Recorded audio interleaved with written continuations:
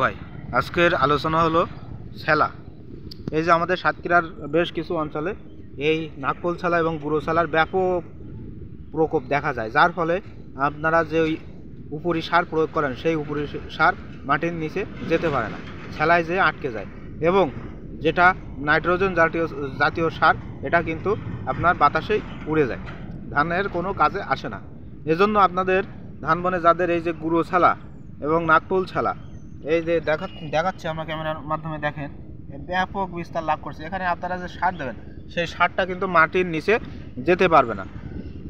এজন্য আপনারা ইথক্সি সালফিউরান গ্রুপের ঔষধ আছে বায়ার ক্রপ সায়েন্সের সানরাইজ, আপনারা 33 শতকে 2 পাতা আপনারা স্প্রে অথবা সারের সাথে মিক্সার করে দিবেন, এই ছেলাগুলো মারা যাবে।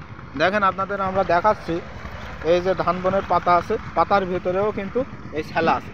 এখন এই পাতার ভিতরে যদি ছেলা থাকে, আপনারা এখানে সারের সাথে অল্প পরিমাণ ইউরিয়া সারের সাথে সানরাইজ মিক্সার করে আপনারা জমিতে বুনে দেবেন, এই ছেলাগুলো মারা যাবে। এই দেখেন পাশে আরেকটা জমি, এটাও প্রচুর পরিমাণ ছেলা।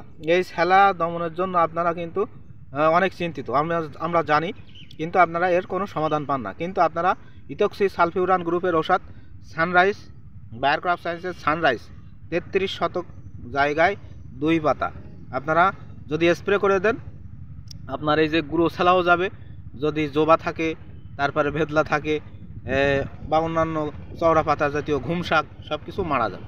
কৃষক ভাই, আপনাদের এই যে ছেলা দমনের জন্য আপনারা শুধুমাত্র সানরাইজ আপনারা স্প্রে অথবা সারের সাথে দিতে পারেন। স্প্রের জন্য প্রথমে এই সানরাইজ অল্প পরিমাণ পানির সাথে মিক্সার করে আপনারা ট্যাঙ্কিতে দিয়ে ট্যাঙ্কি ফুল করে স্প্রে দেবেন।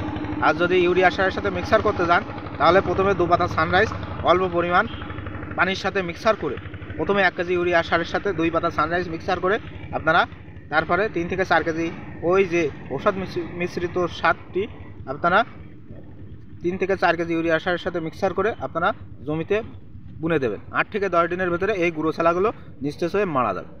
সবাইকে অসংখ্য ধন্যবাদ যারা ছেলা নিয়ে চিন্তিত আছেন।